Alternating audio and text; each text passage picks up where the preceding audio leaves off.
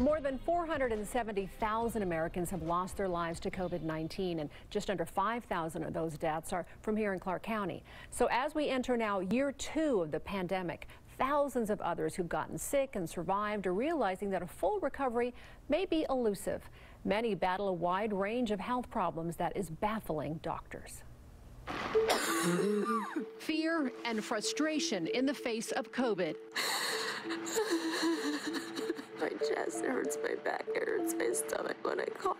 Spring 2020, Nahama Kravitz knocked down by a bug. Besides the obvious physical signs, her mental state wasn't right.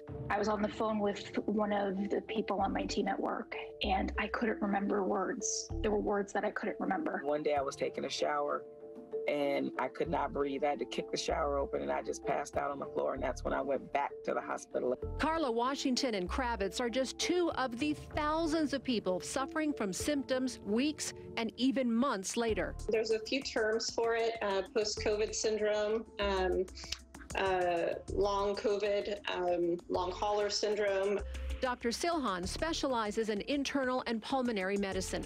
She estimates about 10% of COVID patients are what are now being called long haulers. The most common are breathlessness, exercise intolerance, fatigue, some chest pain, cough.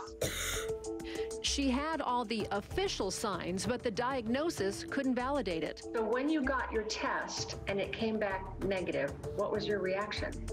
A part of me was devastated, to be honest. The positive test would have confirmed what she was feeling.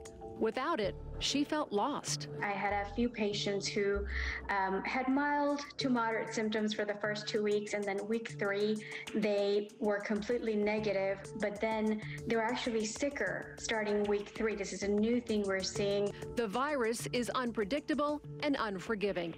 People who were seemingly healthy with no underlying health conditions have their bodies turn on them, suffering with long COVID. This is seeming to happen, at least in my experience, to people who were otherwise extremely healthy and young. In some, the immune system just falls apart.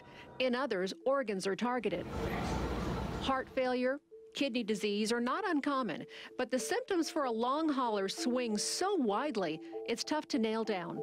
It's been trying to figure out why I'm having all of these symptoms and not getting a lot of answers. Although there may not be clear answers, there is a community. Both women found it on Facebook by joining support groups. This is a real thing. These are people who are all over the world who are writing about the same exact symptoms. Okay, so I'm not crazy. This is really real. Like, I'm really not back to where I am, and other people are going through the same thing.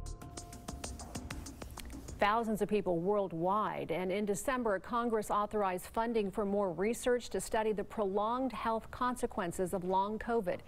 It's a big enough problem that post-COVID-19 care and rehab centers have now opened at hospitals all across the country.